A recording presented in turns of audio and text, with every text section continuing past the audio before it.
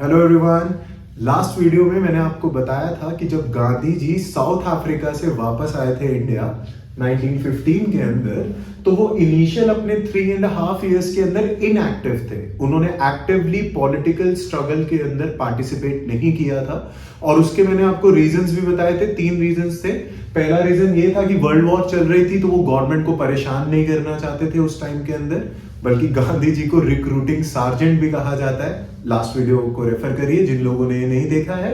दूसरा रीजन था, गांधी जी खुद देखना चाहते थे कि इंडिया में लोग ब्रिटिश रूल से परेशान हैं या नहीं, और अगर उन्हें लगेगा परेशान है तो फ्रीडम स्ट्रगल पार्ट करेंगे, ऐसे ही नहीं कि सुनी सुनाई बातों पे विश्वास कर लिया। और तीसरा रीजन था कि इंडिया के अंदर जब कांग्रेस एक्टिव थी, जब गांधी जी वापस आए, तो मॉडरेट्स और एक्सट्रीमिस्ट अपनी फ्रीडम स्ट्रगल चला रहे थे। गांधी जी का कहना एकदम साफ था कि वो अपनी सत्याग्रह आइडियोलॉजी ही फॉलो करेंगे, वो कोई और आइडियोलॉजी फॉलो नहीं करेंगे। इसीलिए उन्होंने डिसाइड किया कि जब तक वर्ल्ड वॉर चल रही है इनिशियल फेज में वो एक्टिव नहीं रहेंगे। लेकिन मैंने आपको लास्ट वीडियो में बताया था, इनएक्टिव फेज के अंदर भी उन्होंने 3 लोकल इश्यूज पे मूवमेंट करी थी, चंपारण, खेड़ा एंड अहमदाबाद। हालांकि गांधी जी एक्टिव नहीं थे, ये लोकल इश्यूज के ऊपर मूवमेंट थी अहमदाबाद के अंदर। हाँ, आज इस वीडियो के अंदर मैं आपको बताऊंगा कि ऐसा क्या हुआ कि वो इंसान जो वर्ल्ड वॉर के अंदर ब्रिटिश गवर्नमेंट के लिए सोल्जर्स रिक्रूट कर रहा है, वो ब्रिटिश गवर्नमेंट के खिलाफ होने वाले हैं। और in other words, what happened that Gandhi ji decided to participate actively in the freedom struggle of India. Right? इसका क्या रीजन था? देखिए अब क्या है, जब गांधी जी इंडिया में आए, वर्ल्ड वॉर चल रही थी, तो ब्रिटेन ने भी एक प्रॉमिस किया था 1917 के अंदर।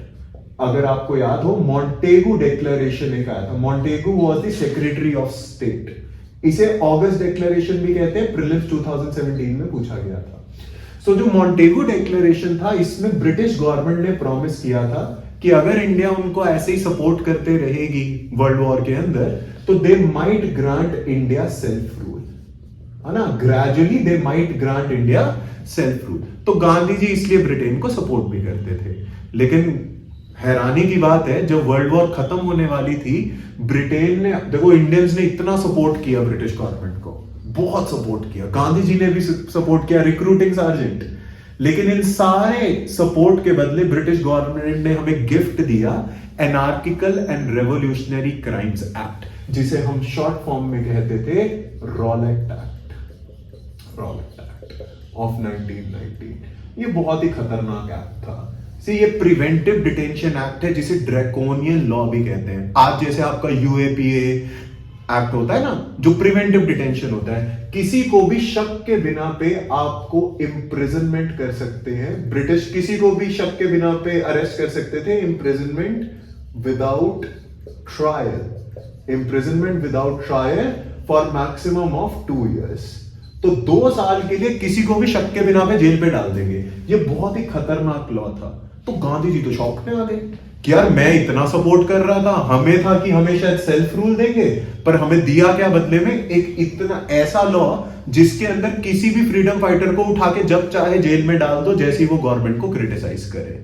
सो this was the major reason Gandhi ji decided कि ब्रिटेन को ट्रस्ट नहीं किया जा सकता, कि यार मैं तो एक तो इनएक्टिव रह रहा हूं, उनकी इतनी चिंता कर रहा हूं, और ऊपर से वो हमें क्या दे रहे हैं? Rowlatt act. तो इस रॉलेट एक्ट के खिलाफ गांधी जी ने डिसाइड किया कि वो अपने एक्टिव फेज से बाहर निकलेंगे, इनएक्टिव फेज से बाहर निकलेंगे, और एक मूवमेंट लॉन्च करेंगे जिसका नाम था रॉलेट सत्याग्रह।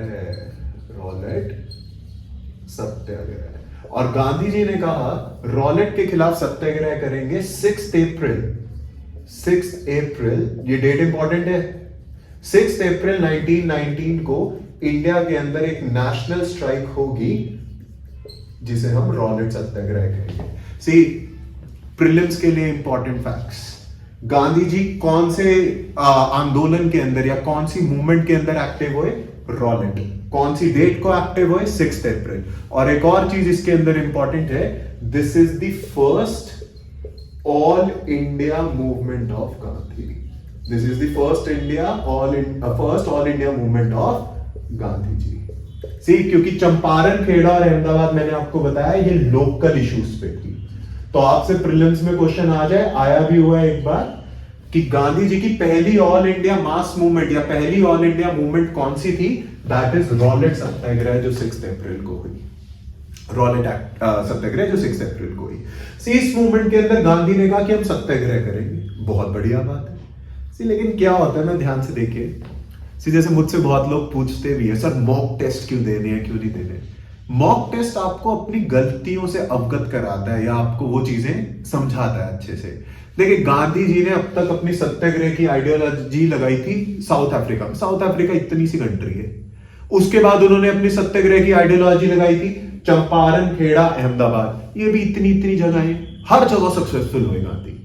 लेकिन देखो, इंडिया इतना नहीं है, इंडिया इतना है, इंडिया इतना है। ऑल इन, देखो कहने का क्या मतलब है, अब तक गांधी जी ने 10-10 क्वेश्चन के पेपर सॉल्व कर रहे हैं, 10-10 क्वेश्चन के। लेकिन जब प्रीलिम्स में जाते हैं तो वो 100 क्वेश्चंस का पेपर होता है, जो आपका जीएस का पेपर आता है। सो गांधी जी ने पहली बार इतने बड़े देश में एक मूवमेंट ऑर्गेनाइज करी है, और वही हुआ जो हर उस एस्पिरेंट के साथ होता है जो बिना मॉक टेस्ट दिए बैठ जाता है, फेलियर। सी, कोऑर्डिनेट नहीं कर पाए। कहीं कहीं जगह मूवमेंट जल्दी स्टार्ट हो गई। सी, कहीं पे 6 अप्रैल की जगह 2 अप्रैल को स्टार्ट हो गई, दिल्ली में जल्दी स्टार्ट हो गई थी। कहीं पे वॉयलेंस हो गया, जबकि गांधी जी का सत्याग्रह नॉन वॉयलेंस पे बेस्ड है। और देखो, इस सिनेरियो में the movement couldn't B coordinated properly, it could not be coordinated properly. और सबसे बड़ी प्रॉब्लम, जब ये मूवमेंट चल रही थी, समझ ही नहीं आ रहा था क्या हुआ, 13 अप्रैल को हो गया। सी, ये मूवमेंट अच्छे से कोऑर्डिनेट नहीं हो रही है, और 13 अप्रैल 1919 को एक हॉरिफिक इवेंट पंजाब के अंदर हमें देखने को मिला, जिसे हम कहते हैं Jallianwala Bagh massacre. Horrific, horrific. General Dyer, see, Indians को ये वाला इवेंट रिमेंबर, लाइक ये वाला इवेंट हमें कभी भूलता नहीं है, और लाइक ये ज्यादा पढ़ाने की भी जरूरत नहीं है, क्योंकि हर बंदे की मेमोरी में बहुत फ्रेश होता है।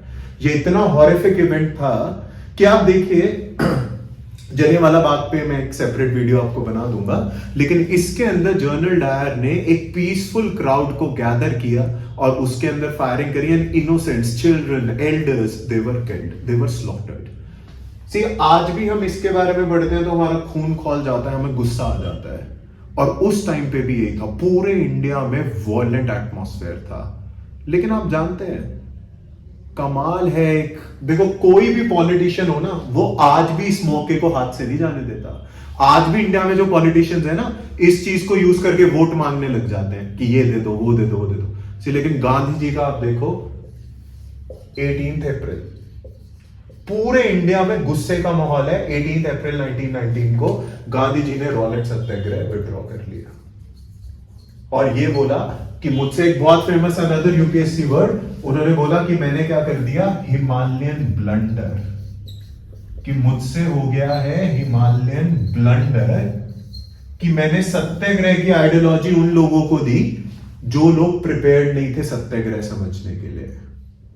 सी, कमाल की बात है, आप देखिए, कोई और पॉलिटिशियन होता ना, इस मौके को हाथ से ना जाने देता। सी, हर पॉलिटिशियन ब्रिटेन के खिलाफ भड़काता और अपना सपोर्ट बढ़ाता। लेकिन आप देखिए, गांधी जी एक लौते लीडर हैं जिन्होंने अपनी आइडियोलॉजी कभी भी नहीं छोड़ी। उन्होंने कहा कि मैं सत्याग्रह में मानता हूं नॉन वायलेंस। इस इवेंट की वजह से इंडिया के अंदर बहुत सारे लोग वॉयलेंट टेंडेंसीज दिखा रहे हैं, वॉयलेंट एटमॉस्फेयर है कंट्री के अंदर, तो मैं उस मूवमेंट का पार्ट नहीं बनूंगा जिसमें वॉयलेंस हो। सिर्फ बड़े बड़े लीडर्स गांधी के पास आए कि आप क्या कर रहे हो सर, लोग आपको ही मार देंगे, कि आप मूवमेंट क्यों विड्रॉ कर रहे हो। लेकिन गांधी कहते हैं भाई तुम्हें लॉन्च करनी है तो कर लो, मैं अपनी आइडियोलॉजी से नहीं हटूंगा। सो जी, कमाल की बात है इस वीडियो में जो मैं आपको बताने की कोशिश कर रहा हूं। देखो, प्री के बहुत इंपॉर्टेंट फैक्ट्स हैं जो मैंने आपको यहां पर बताए हैं। हिमालयन ब्लंडर गांधी जी ने कौन सी मूवमेंट के अंदर बोला, रॉलेट। दूसरा, विड्रॉ कर लिया था 18 अप्रैल को। आप देखो, सिर्फ गांधी जी की पहली ऑल इंडिया मूवमेंट सिर्फ 12 दिन चली है, फ्लॉप, टोटल फ्लॉप। तो इसलिए मैं आपको बोलता हूं, जो एस्पिरेंट मॉक टेस्ट नहीं देता ना पूरा 100 क्वेश्चन का, और फिर बोलता है सर मेरा प्री नहीं निकला, प्री नहीं निकला, नहीं निकलेगा। हिस्ट्री से सीखो, जिस चीज की तैयारी कर रहे हो एक बारी में सक्सेस मिलना मुश्किल होता है, ऑब्स्टेकल्स आते हैं, उसे ओवरकम करना चाहिए। गांधी जी भी अपनी पहली ऑल इंडिया मूवमेंट में फ्लॉप हुए थे, लेकिन इससे सीखे, आगे बढ़े, एनसीएम धमाकेदार लॉन्च करेंगे, वो अगली मूवमेंट में बताऊंगा इसके बाद गांधी जी ने क्या किया। लेकिन आप देखिए इस वीडियो के अंदर मैंने आपको यह बताया कि गांधी जी 1919 तक इनएक्टिव थे और उन्होंने एक्टिव होना सोचा इन 1919, और उसका रीजन क्या था? Rowlatt act, anarchical and revolutionary crimes act, जो कि बहुत खतरनाक एक्ट था, जिसके लिए गांधी जी ने पहली ऑल इंडिया मूवमेंट लॉन्च करी, रॉलेट सत्याग्रह 6 अप्रैल को। लेकिन मूवमेंट कोऑर्डिनेट नहीं कर पाए क्योंकि पहली बार इतनी लार्ज स्केल पे गांधी जी ने मूवमेंट लॉन्च करी थी। कहीं पे जल्दी स्टार्ट हो गई, पंजाब में वायलेंस हो गया, जलियांवाला बाग मैसेकर हो गया, इसके ऊपर मैं बाद में आपको वीडियो बना के दूंगा। लेकिन वॉलेंट माहौल देखते हुए गांधी जी ने 18 अप्रैल को ही इसे वापस कर लिया, विड्रॉ कर लिया, ये कह के that I have committed a Himalayan blunder by offering the technique of satyagraha to the people who are not ready for it. कोई और पॉलिटिशियन ना जाने देता इसे, है ना। तो ये था गांधी जी का रॉलेट वाला हिसाब। अब सिनेरियो ये है, गांधी जी हैं परेशान, लोग भी गांधी जी से हैं गुस्सा कि क्यों वो मूवमेंट वापस ले ली, और गांधी जी भी परेशान है कि यार मेरी पहली मूवमेंट ही फ्लॉप होगी। तो आगे गांधी जी क्या करेंगे? एक नई मूवमेंट करेंगे, वापस चले जाएंगे, क्या करेंगे? उसके लिए मैं आपको नेक्स्ट वीडियो में बताऊंगा what did Gandhi ji do after failure of great failure of Rowlatt Satyagraha. So stay tuned for the next video. Thank you and I'll see you in next video. Thank you.